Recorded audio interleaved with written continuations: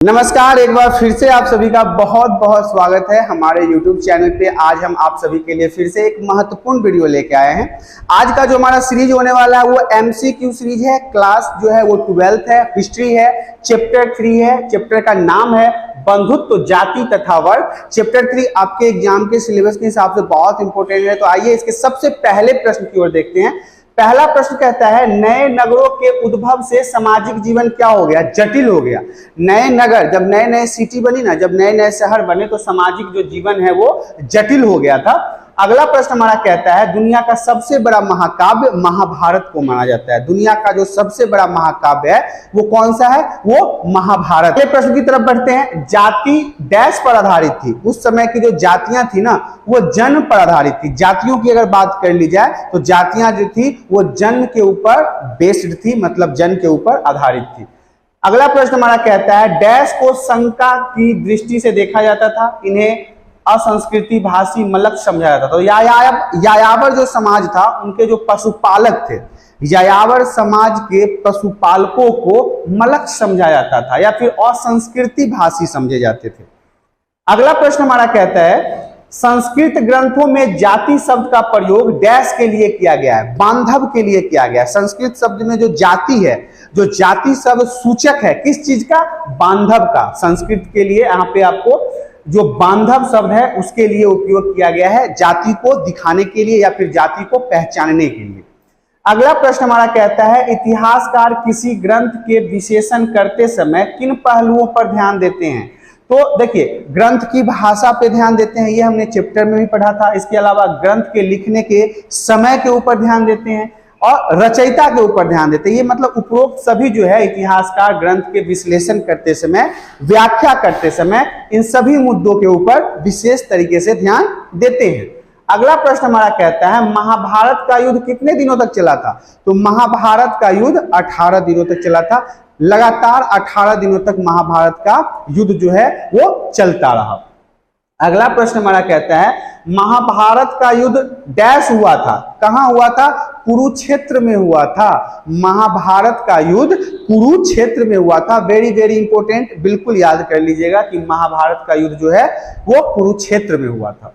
अगला प्रश्न हमारा कहता है, बीबी लाल को हस्तिनापुर में आबादी कितने स्तर के साक्ष्य मिले हैं? तो बीबी लाल जब हस्तिनापुर की खुदाई कर रहे थे तो वहां पे उनको जो आबादी है उनके 5 स्तर पर प्राप्त किए थे, मतलब उनके जो साक्ष्य मिले हैं वो 5 स्तरों में मिले हैं। अगला प्रश्न हमारा कहता है, वाणिक शब्द का प्रयोग हुआ है व्यापारियों के लिए? व्यापारी जितने थे ना उनके लिए वाणिक शब्दों का उपयोग किया जाता था, वाणिक। अगला प्रश्न हमारा कहता है, एकलव्य की कथा डैश से संबंधित है? तो एकलव्य जो पात्र है वो महाभारत का पात्र है। इसलिए अगर आपसे पूछा जाए कि एकलव्य की कहानी किससे संबंधित है तो आप बताएंगे एकलव्य की कहानी महाभारत से संबंधित है।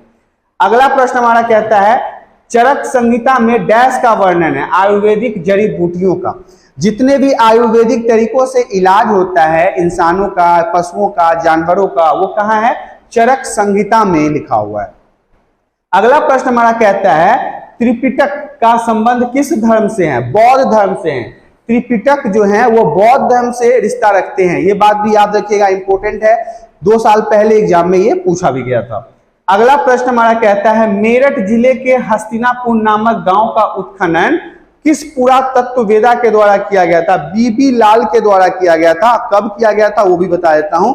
1951 से 1952 के दौरान बीबी लाल के द्वारा मेरठ के जगह हस्तिनापुर की खुदाई की गई थी।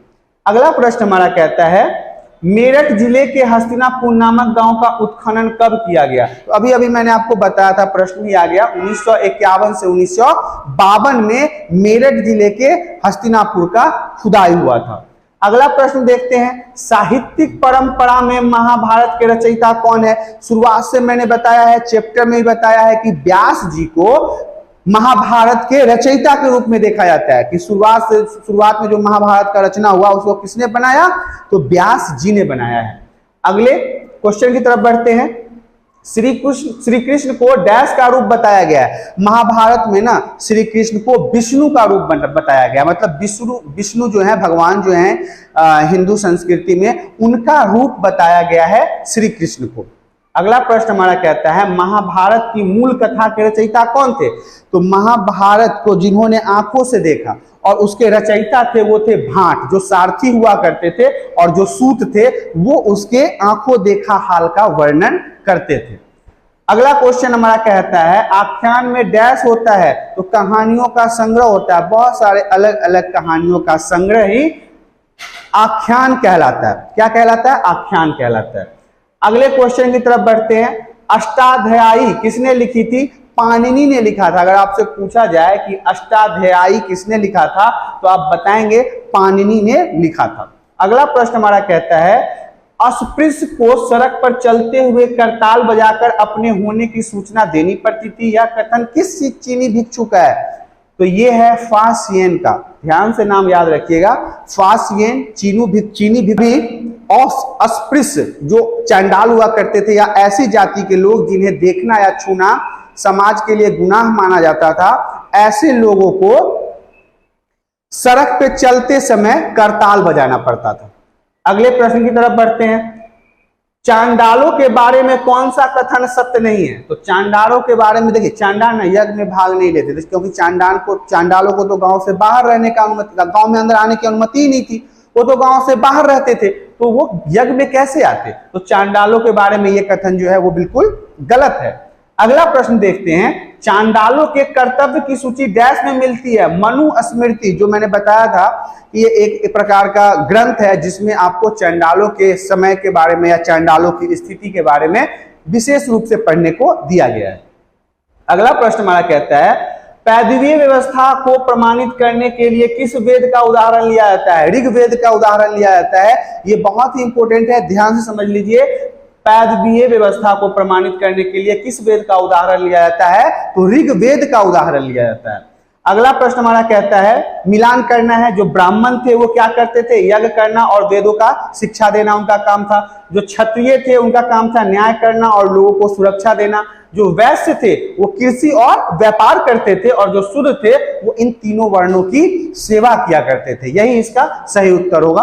अगला प्रश्न देखते हैं चारों वर्णों के लिए आदर्श जीविका का उल्लेख डैश में किया गया। देखिए धर्मसूत्र और धर्मशास्त्र दोनों में चारों वर्णों के आदर्शों का, चारों वर्णों के बारे में विशेष रूप से बताया गया। इन धर्मसूत्र और धर्मशास्त्र के बारे में मैंने आपको चैप्टर में डिटेल से बताया है। आगे के क्वेश्चन की तरफ बढ़ते हैं। डैश राजाओं को उनके मातृ नाम से चिन्हित किया जाता था? सातवाहन जो दक्षिण भारत के राजा हुआ करते थे, ये अपने नाम से पहले अपने माता का नाम का उपयोग करते थे। इसलिए उस समय पता चलता है कि महिलाओं की स्थिति समाज में बहुत अच्छी थी। अगला प्रश्न हमारा कहता है किस उपनिषद से आचार्यों और शिष्यों की पीढ़ियों की सूची मिलती है जिसमें से कई लोगों को उनके मातृ नाम से निर्दिष्ट किया गया है? देखिए बृहदारण्यक उपनिषद जो है इसके माध्यम से यहाँ पे उस समय के महिलाओं का नाम जो है उस समय के राजा के नाम के आगे लगाया जाता था, इस बारे में जानकारी प्राप्त होती है। अगला प्रश्न हमारा कहता है सातवाहन शासक डैश भारत पर शासन करते थे? मैंने आपको बताया दक्षिण पश्चिम भारत में सातवाहन राजाओं का द्वारा शासन किया जाता था। अगला प्रश्न हमारा है प्रत्येक गोत्र एक डैश के नाम पर होता है? वैदिक ऋषि के नाम पर होता है। गोत्र के बारे में भी आपको पढ़ना है और मैंने चैप्टर में डिटेल से गोत्र के बारे में बताया है कि हर एक इंसान का अपना एक गोत्र होता है और उनका जो गोत्र होता है किसी न किसी वैदिक ऋषि के नाम पर होता है, और जो उनके वैदिक ऋषि होते हैं उन्हीं के संतान की तरह उन्हें माना जाता है। आगे के क्वेश्चन की तरफ बढ़ते हैं। मनु स्मृति का संकलन कब किया गया? 200 बीसी से 200 एडी के बीच में मनु स्मृति का संकलन मतलब उद्गम हुआ था। आगे के प्रश्न में बढ़ते हैं। धर्मसूत्र और धर्मशास्त्र के अनुसार कितने प्रकार के विवाह को सही माना गया है? 4 प्रकार के विवाह को सही माना गया है धर्मसूत्र और धर्मशास्त्र जो उस समय के ब्राह्मणों के द्वारा निर्माण किया गया था। अगले प्रश्न की तरफ बढ़ते हैं। धर्मसूत्र और धर्मशास्त्र कितने प्रकार के विवाह को स्वीकृति देते हैं? तो कुल 8 प्रकार के शादी को ये मान्यता देते हैं और 4 प्रकार के शादी को ये उत्तम मानते हैं। अगला प्रश्न है हमारा जय संहिता किसका पुराना नाम है? तो देखिए आज का जो महाभारत है, आज जिसे हम महाभारत के नाम से जानते हैं, वो किसी समय में जय संहिता नामक पुस्तक हुआ करता था। बाद में नाम बदल के इसका महाभारत रख दिया। की तरफ बढ़ते हैं। गोत्र के अंदर विवाह करने की प्रथा क्या कहलाती है? यदि आप अपने ही गोत्र में शादी कर लेते हैं तो उसे हम अंतः विवाह कहते हैं, अंतः विवाह के नाम से जानते हैं। अगर आप अपने गोत्र में ही शादी कर लेते हैं तो वो अंतः विवाह के नाम से जाना जाता है। नेक्स्ट प्रश्न है हमारा, गोत्र से बाहर विवाह यदि आप करते हैं तो उसे हम बहिर्विवाह कहते हैं। यदि आप अपने गोत्र से बाहर के गोत्र में शादी करते हो तो उसे हम बहिर्विवाह के नाम से जानते हैं। अगला प्रश्न है हमारा, कौरव और पांडव दोनों किस वंश से संबंधित है? कुरु वंश से। कौरव और पांडव दोनों जो हैं वो कुरु वंश से संबंधित हैं, कुरु वंश से उनका रिश्ता है। अगला प्रश्न हमारा कहता है, पांडव और कौरव के बीच भूमि तथा सत्ता को लेकर हुए संघर्ष का चित्रण डैश में है? महाभारत। पूरा महाभारत तो इसी के ऊपर निर्भर करता है, कैसे कौरव और पांडव के बीच में युद्ध हुआ, कितने लोग मारे गए, कहाँ युद्ध हुआ, किस तरह कृष्ण ने युद्ध करवाया, किस तरह से उनके सारथी बने, सारा डिटेल्स आपको महाभारत में ही मिलेगा। अगला प्रश्न हमारा कहता है, पिता से पुत्र फिर पौत्र से प्रपौत्र को संपत्ति किस व्यवस्था के तहत मिलती है? पितृवंशिकता के रूप में हमारे पिता से हमें प्राप्त होता है और हमसे हमारे पुत्र को हमारी प्रॉपर्टी प्राप्त होती है। अगला प्रश्न हमारा कहता है, संस्कृत ग्रंथों में कुल शब्द का प्रयोग डैश के लिए किया जाता है? परिवार के लिए किया जाता है। अगर संस्कृत में ग्रंथों में कुल का अगर प्रयोग होता है तो वो परिवार को बताने के लिए या परिवार को पॉइंट आउट करने के लिए ही किया जाता है। अगला प्रश्न हमारा कहता है कि महाभारत में समलोचनात्मक संस्करण को तैयार करने में कितने वर्ष लग गए थे? 47 ईयर लग गए थे, 47 वर्ष लग गए थे महाभारत के समलोचनात्मक संस्करण को तैयार करने में। अगला प्रश्न हमारा कहता है, वीएस सुकंथाकर कौन थे? एक संस्कृत के बहुत बड़े विद्वान थे। ये संस्कृत के बहुत बड़े विद्वान थे जिन्होंने रामायण महाभारत का संस्करण बनाने की बात कही थी। इस तरह से आपने देखा इस चैप्टर में आने वाले जितने भी इंपॉर्टेंट एमसीक्यू थे वो सभी समाप्त हो चुके हैं। यदि आपको किसी भी प्रकार की डाउट होती है या दिक्कत होता है किसी भी प्रकार के एमसीक्यू में तो आप हमें कमेंट करके बता सकते हैं। साथ ही साथ यदि वीडियो पसंद आती है तो वीडियो को लाइक करें, चैनल पे पहली बार आए हैं तो चैनल को सब्सक्राइब करें।